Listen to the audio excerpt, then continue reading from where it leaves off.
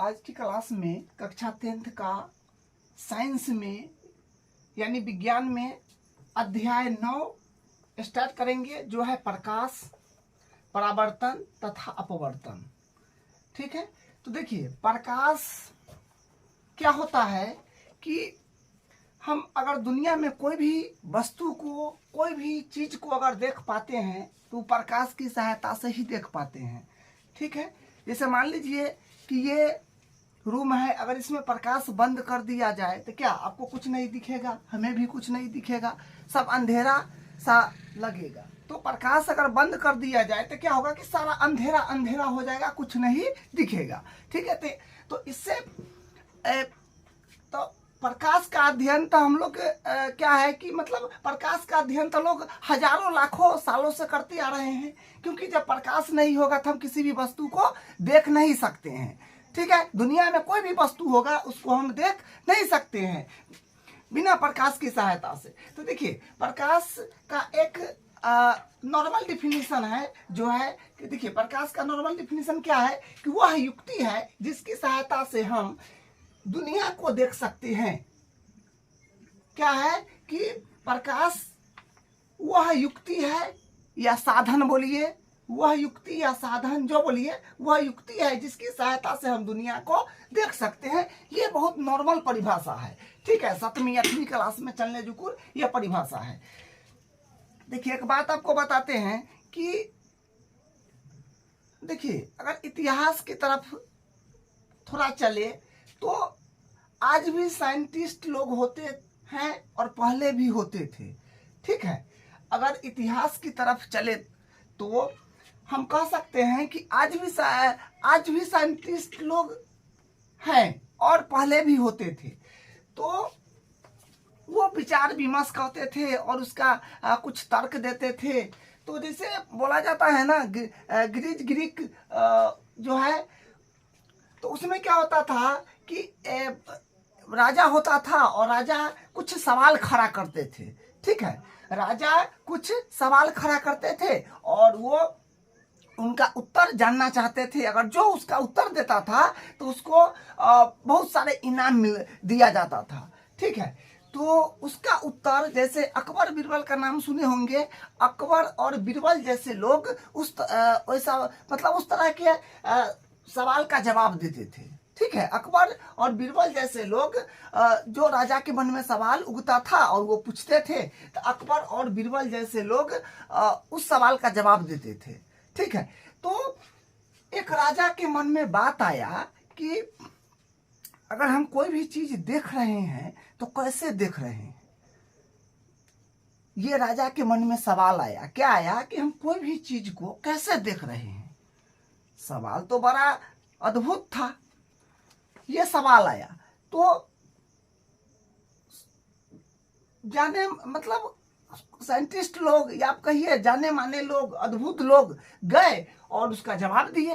तो जवाब क्या दिए कि देखिए हमारे आंख से कोई एक शक्ति है जो छुक छुक छुक ऐसे निकलता है और उस वस्तु पर पड़ता है और हम उसको देख पाते हैं। क्या बोले कि हमारे आंख से कोई शक्ति है जो निकलता है और उस वस्तु से टकराता है, तब हमारे को वो वस्तु दिखाई पड़ता है। तो कुछ दिन के बाद क्या हुआ कि लोग सब बोले ना ऐसा नहीं हो सकता है, ऐसा नहीं हो सकता है। अब बताइए, हम आसमान में देखते हैं तो आंख खोलते हैं, आंख खोलते ही तारे दिख जाते हैं, सूर्य दिख जाते हैं।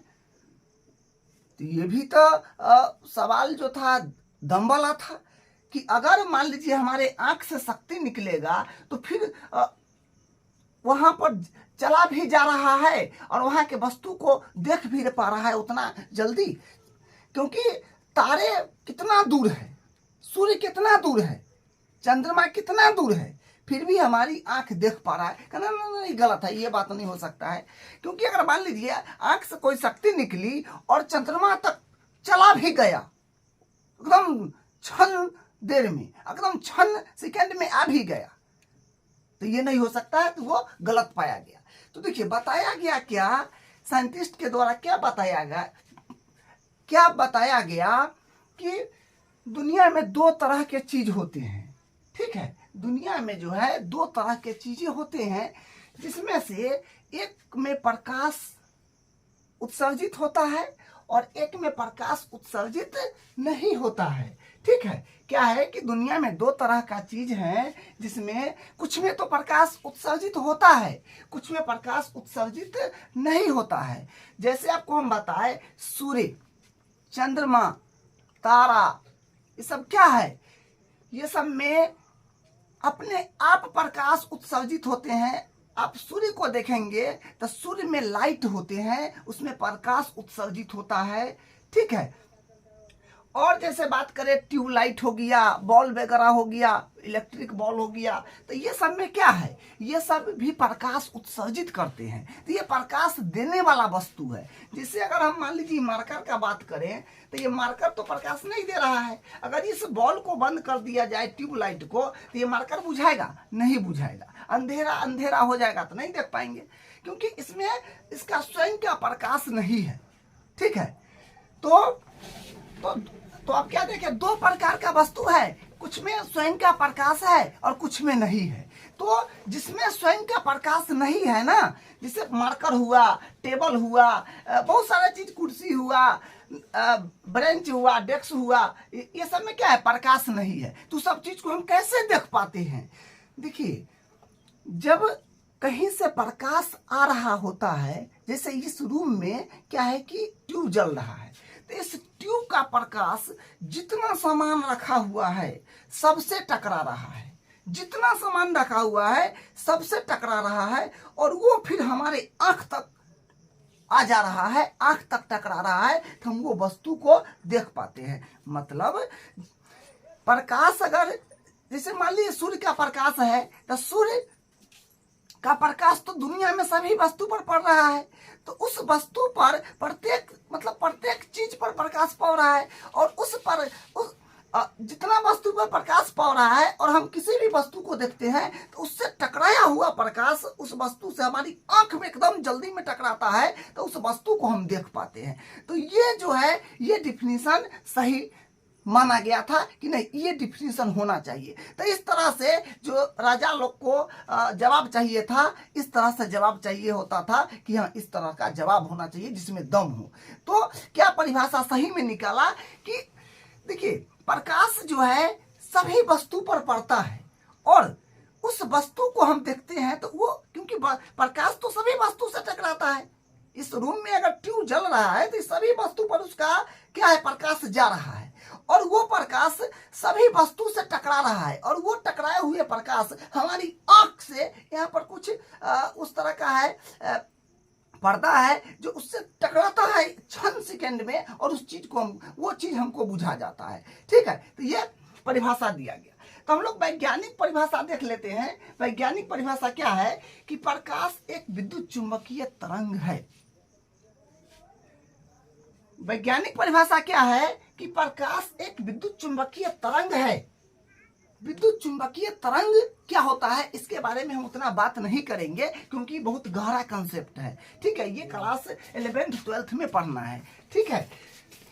लेकिन थोड़ा आप जानेंगे कि विद्युत चुंबकीय तरंग जो होता है, ये जो ऊर्जा का एक रूप होता है, ठीक है। विद्युत चुंबकीय तरंग एक ऊर्जा का रूप होता है, इलेक्ट्रोमैग्नेटिक वेव इंग्लिश में बोलते हैं, ठीक है।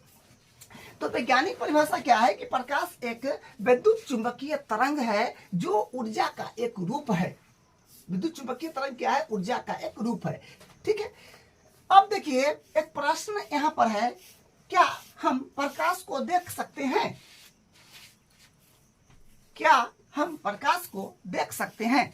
तो बहुत सारे लोग बोलेंगे, ट्यूबलाइट पर नजर मारेंगे और बोलेंगे हाँ सर, हम तो प्रकाश देख पा रहे हैं क्योंकि उज्जला है।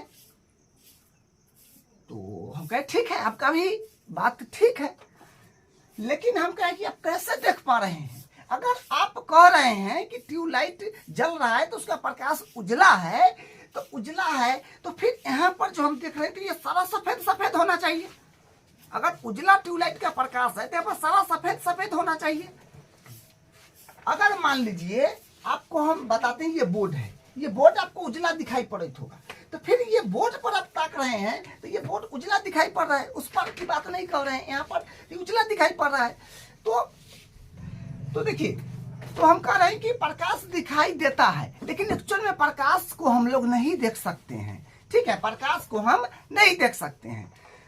तो प्रकाश को हम लोग जो है नहीं देख सकते हैं। क्यों? क्योंकि अगर मान लीजिए आप करें कि प्रकाश हम देख पा रहे हैं कि ट्यूबलाइट जल रहा है, वो उजला है, तो उजला है तो फिर यहाँ सारा सफेद सफेद बुझाना चाहिए, लेकिन सारा चीज क्यों बुझा जा रहा है? इसलिए प्रकाश को हम नहीं देख सकते हैं।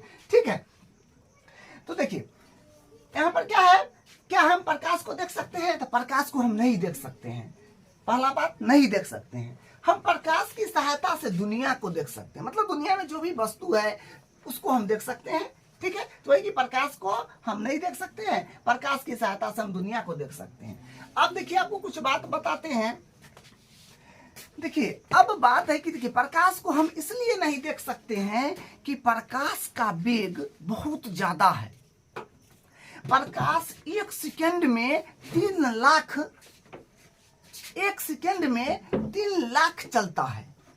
अगर वैज्ञानिक कहता है कि अगर माना जाए दुनिया में सबसे तेज चलने वाला क्या चीज है, तो वो सिर्फ और सिर्फ प्रकाश ही है जो दुनिया में सबसे तेज चलता है। ठीक है, तो प्रकाश जो है 3 लाख पर सेकंड चलता है। एक सेकंड में 3 लाख दूरी तय कर जाता है। तो हम कैसे देख सकते हैं? अगर सपोज दैट, आप सपोज कीजिए कि हम रोड पर खड़े हैं और कोई कार 500 की स्पीड से आ रहा है, तो क्या होगा? आएगा बस, मतलब जाएगा, चलेगा। भाई क्या चीज का झटका आया, पता नहीं चलेगा। 500 का स्पीड तनका थोड़ी होता है। गाड़ी अगर कोई 100 की स्पीड में चलाता है तो कहते हैं बालिक कितना स्पीड में जा रहा है। 500 का स्पीड बहुत हुआ। और मान लीजिए कोई 5000 की स्पीड में गाड़ी चला रहा है, तो पता ही नहीं चलेगा, लगा क्या रे कोई हवा के झोंका आया है, कुछ पता नहीं चलेगा। ठीक है, तो उसी तरह प्रकाश जो है 3 लाख पर सेकंड के हिसाब से चलता है। तो क्या पता चलेगा? कुछ नहीं पता चलेगा कि क्या है, क्या हो रहा है, कुछ पता नहीं चलेगा। इसलिए हम प्रकाश को नहीं देख सकते हैं, उसका वेग ज्यादा है। बताइए कि दुनिया में अगर सबसे ज्यादा चलने वाला अगर कोई चीज होगा तो प्रकाश होगा। ठीक है, तो ये बात रहा, प्रकाश को हम नहीं देख सकते हैं। क्यों? बता दिए आपको कि नहीं, हम प्रकाश की सहायता से दुनिया को ही देख सकते हैं। देखिए, ये चैप्टर में पढ़ना है अपने को प्रकाश का परावर्तन और प्रकाश का अपवर्तन, और एक होता है प्रकाश का विवर्तन। ठीक है, 3 चीज के बारे में पढ़ना है। तो अभी हम लोग देखेंगे प्रकाश का परावर्तन क्या होता है। देखिए, हम लोग रियल लाइफ में प्रकाश का परावर्तन से रोज परिचित होते हैं। आप कहेंगे सर कैसे? हम लोग जो बाल बनाते हैं, सोचते हैं, वो क्या करते हैं? प्रत्येक दिन करते हैं ना, तो वो भी एक प्रकाश का परावर्तन है। आप अगर क्या बोलते हैं, हाँ, खाने वाला जो थाली होता है या कटोरा होता है, वो ज्यादा चमकीला रहेगा तो उसमें भी आपका शकल दिख जाएगा, वो भी प्रकाश का परावर्तन होता है। अगर आप क्या बोलते हैं, पानी से भरे बाल्टी में अगर आप छोलनी, करसूल या कोई छड़ धातु का डुबा दीजिए तो आपको उस टेढ़ा दिखाई पड़ेगा, ये भी प्रकाश का परावर्तन है। अगर आप बाल्टी में एक सिक्का रख देंगे तो उठा हुआ आपको दिखाई पड़ेगा। अगर ऐसा नहीं देखे हैं तो करके देखिए। ठीक है, तो ये भी प्रकाश का परावर्तन है। तो बहुत सारा चीज से हम लोग परिचित हैं, उसी के बारे में पढ़ने वाले हैं। प्रकाश का परावर्तन, जैसे हम, ये दर्पण है, देखिए ये दर्पण है, दर्पण में देखिए इमेज बन रहा है। दर्पण में क्या है कि इमेज बन रहा है, तो ये प्रकाश के परावर्तन के कारण हो रहा है। देखिए मार्कर दिखा रहे हैं, मार्कर वहां आ रहा है, तो ये क्या है? ये प्रकाश के परावर्तन के कारण हो रहा है। तो ये सब प्रकाश के परावर्तन है। अगर देखिए इस पर लाइट पड़ता है तो लाइट टकरा करके वापस क्या करता है? रिफ्लेक्स कर देता है। ये भी प्रकाश के परावर्तन के कारण ही होता है। ठीक है, तो वही बात यहाँ पर लिखा हुआ है, जब प्रकाश की कोई किरण किसी चमकीली से टकराकर पुनः, जब प्रकाश की कोई किरण किसी चमकीली सतह से टकराकर, चमकीली सतह यहाँ पर लिखना चाहिए, चमकीली सतह से टकराकर पुनः अपने ही माध्यम में लौट आती है, तो इस घटना को परावर्तन यानी रिफ्लेक्शन कहते हैं। क्या है कि अगर यहाँ पर आप एक लेजर लाइट मारिए और लेजर लाइट मारिएगा तो क्या होगा, या सूर्य के प्रकाश से आप उसका अध्ययन कर सकते हैं कि यहाँ पर अगर प्रकाश पड़ रहा है तो यूं इसी माध्यम में ये वापस आ जा रहा है, यूं प्रकाश पड़ा और यूं उसी माध्यम में ये वापस आ जाता है। ठीक है, यही रिफ्लेक्शन होता है प्रकाश का। कोई चमकीली सतह पर प्रकाश टकराती है, वापस अपने ही माध्यम में पुनः वापस हो जाती है, उसी को हम लोग बोलते हैं प्रकाश का परावर्तन। ठीक है, प्रकाश का परावर्तन क्या होता है कि कोई चमकीली सतह से प्रकाश टकराता है, पुनः उसी माध्यम में वापस हो जाती है, इस घटना को हम लोग प्रकाश का परावर्तन कहते हैं। वही यहाँ पर एक इमेज की तरह, मतलब एक फिगर यहाँ पर बनाए हैं। ये आपका दर्पण है, ये जो है ये आपका दर्पण है। दर्पण में दो भाग होता है, एक होता है चमकीली सतह, एक होता है पॉलिशदार सतह। आपको दर्पण मेरे सामने है, देखिए ये है, ये आपका चमकीली सतह है, और ये इधर उधर आपको कूट दिख रहा है। अगर इसको सब उखाड़ दे तो एक वहाँ पॉलिश दिखा, मतलब पॉलिश क्या बोलते हैं, कोई कलर का पॉलिश यहाँ पर ब्राउन कलर का, उसी कोई कलर का पॉलिश लगा होगा, उसी को हम लोग बोलते हैं पॉलिशदार सतह। लेकिन कांच, अगर कांच की बात करें तो अगर इस तरफ से पॉलिश नहीं हो तो आर पार हम देख सकते हैं। जैसे अगर हम लोग गाड़ी में सफर करते हैं तो कांच से आई पार से आई पार कैसे देख पाते हैं, उसी तरह अगर इसमें पॉलिश नहीं होगा तो हम आई पार से आई पार देख पाएंगे। ठीक है, लेकिन इस पर पॉलिशदार सतह होता है, क्योंकि इसको तो हम उखाड़ के नहीं दिखा सकते। तो इसके जो ये तो उसका कवर दिया है, इसके अंदर जो है ये चमकीली है, इसके जस्ट साइड में जो है पीछे वो पॉलिशदार है। ठीक है, तो वही है, ये दर्पण है और ये पॉलिश की हुई सतह है। ठीक है, ये पॉलिश की हुई सतह है और ये दर्पण, ये जो इस तरह सब दिखाए हैं ये पॉलिश की हुई सतह है और ये चमकीली सतह है। तो यहाँ पर क्या हुआ है कि एक प्रकाश, यहाँ से प्रकाश आ रहा है, प्रकाश की एक किरण आ रहा है। ठीक है, यहाँ से प्रकाश की एक किरण आ रहा है और दर्पण से टकरा करके पुनः वो अपने ही माध्यम में वापस जा रही है। ठीक है, प्रकाश की किरण आ रहा है और दर्पण से टकरा कर अपने ही माध्यम में पुनः अपने ही माध्यम में वापस जा रही है। ठीक है, तो इसी को हम लोग बोलते हैं प्रकाश का परावर्तन। ठीक है, अब हम लोग बात करेंगे परावर्तन के नियम। परावर्तन के दो नियम होते हैं। ठीक है, परावर्तन के दो नियम होता है। तो पहला क्या होता है कि कोण आई बराबर कोण आर। ठीक है, परावर्तन के दो नियम में पहला नियम होगा कोण आई बराबर कोण आर। अब इसका मतलब समझते हैं। देखिए, ये है आपका किरण, प्रकाश का किरण है, और ये मतलब ये प्रकाश आ रहा है, आ रहा है, ये जो है आ रहा है, और यहाँ दर्पण पर पड़ के वापस टकरा करके अपने ही माध्यम में वापस जा रहा है। तो इसको हम लोग बोलते हैं अपतित किरण, और इसको बोलते हैं परावर्तित किरण, क्योंकि ये दर्पण से रिफ्लेक्स हो गया, परावर्तित कर दिया, आया और वापस अपने ही माध्यम में लौट गया। तो इसको हम लोग बोलते हैं, ये हुआ आने वाला किरण तो अपतित किरण, ये जाने वाला किरण तो परावर्तित किरण। ठीक है, तो इन दोनों के बीच में जो हम एक 90 डिग्री बना करके लाइन खींचते हैं, ठीक है, उससे पहले ये बात समझिए, ये किरण है, तो ये किरण दर्पण से टकराया, तो दर्पण से कोई एक ही बिंदु पर न टकराएगा, दर्पण से जो है ये केवल एक ही बिंदु पर टकराएगा। ठीक है, दर्पण से केवल एक ही बिंदु पर टकराएगा। किरण आया, कहीं भी टकरा सकता है, यहाँ भी टकरा करके वापस हो सकता है, यहाँ भी कहीं भी टकरा सकता है, लेकिन मुद्दा यह है कि एक ही बिंदु पर टकराएगा। तो उस बिंदु को हम लोग कहते हैं, उस बिंदु को अपतन बिंदु, उस बिंदु को हम लोग कहते हैं, प्रकाश की किरण कांच की चमकीले सतह से जिस बिंदु पर टकराती है उसको हम लोग बोलते हैं अपतन बिंदु, और वापिस होती है तो ये बिंदु पर। तो इस बिंदु से आप एकदम 90 डिग्री का एक लाइन खींच दीजिएगा, तो उसको बोलते हैं अभिलंब। अपतित किरण और परावर्तित किरण, ये अब आने वाला किरण है, जाने वाला किरण है, तो आने वाला को अपतित किरण, जाने वाला को परावर्तित किरण, और जहां पर जिस बिंदु से टकराया है उससे आप एकदम 90 डिग्री का एक लाइन खींच देंगे तो वो हो जाता है अभिलंब। और यहाँ आने वाला किरण से जो कोण बनता है उसको हम लोग बोलते हैं अपतन कोण, और जाने वाला किरण से जो कोण अभिलंब के साथ बनता है उसको हम लोग बोलते हैं परावर्तन कोण। क्या बोले कि आने वाला किरण के साथ, आने वाला किरण अभिलंब के साथ जो कोण बनाता है, जो कोण आई है, इसको बोलते हैं अपतन कोण।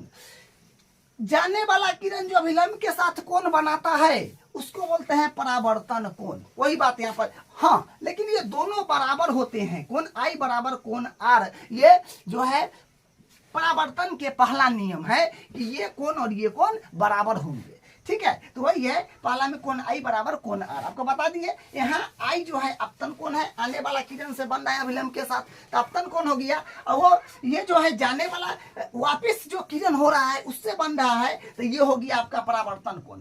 अपतन कोण को इंग्लिश में बोलते हैं इंसिडेंस, और उसके बाद परावर्तन को हम लोग बोलते हैं रिफ्लेक्शन। ठीक है, अब देखिए दूसरा नियम क्या है, ये भी समझने वाला बात है। ठीक है, ये भी समझने वाला बात है।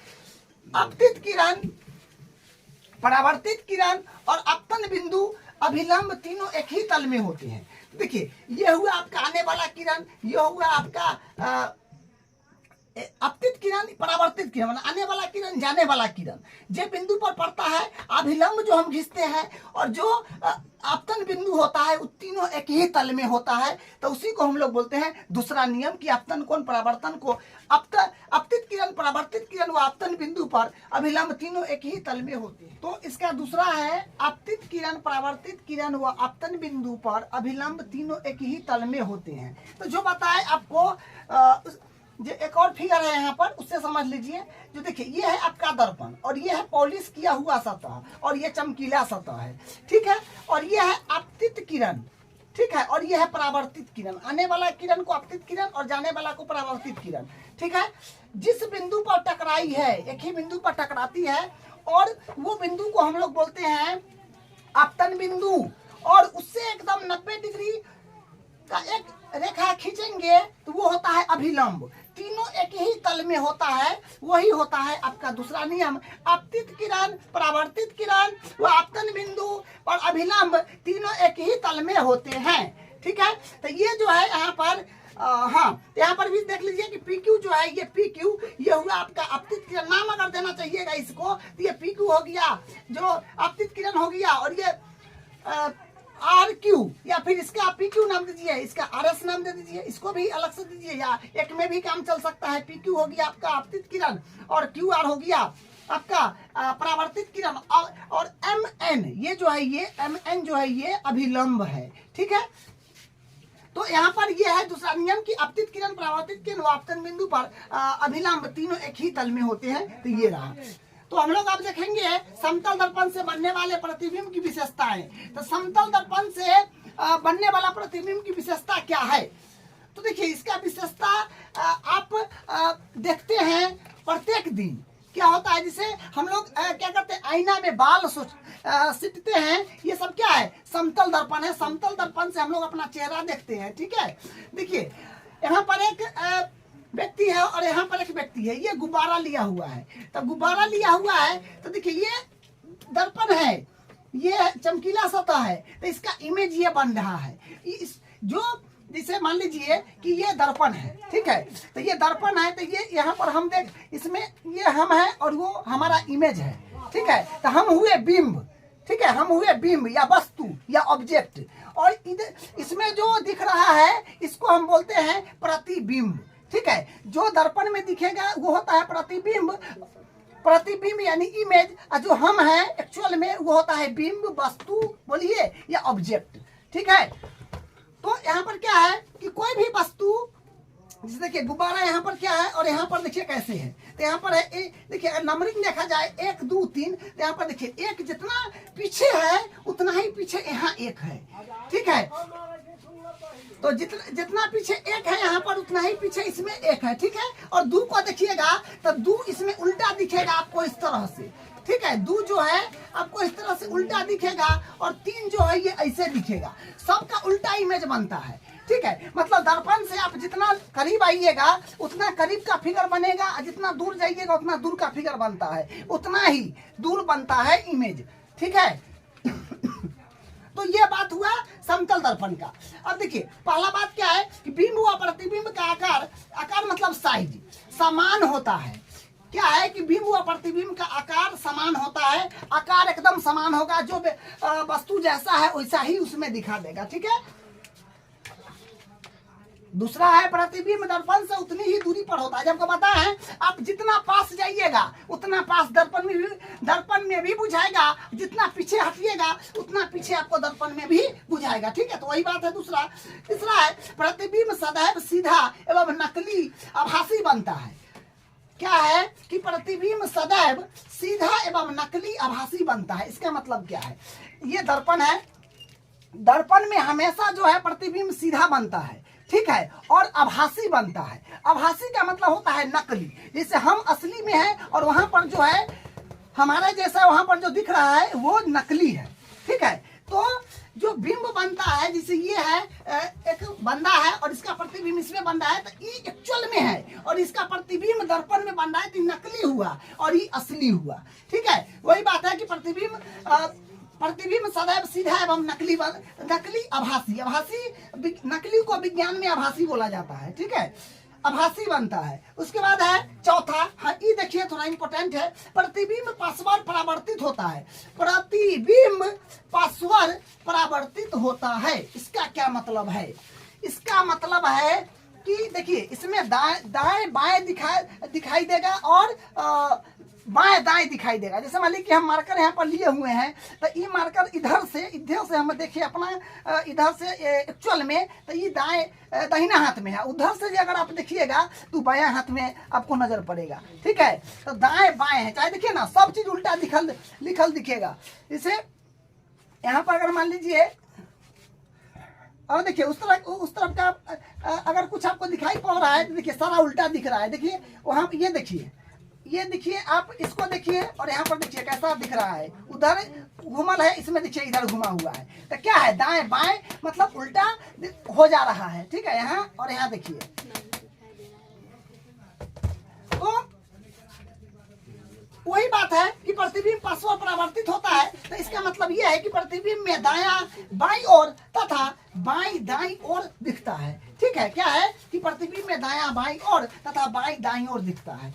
तो आज की क्लास में हम लोग इसका जो है सिर्फ परिचय ही जाने हैं कि परावर्तन क्या होता है, प्रकाश क्या होता है, इमेज कैसे बनता है, ये सब मान के चलिए परिचय है। ठीक है, तब हम अगले क्लास में जो है गोलीय दर्पण के बारे में पढ़ेंगे, वो भी काफी इंपॉर्टेंट है। ठीक है, तो आज की क्लास में यहाँ तक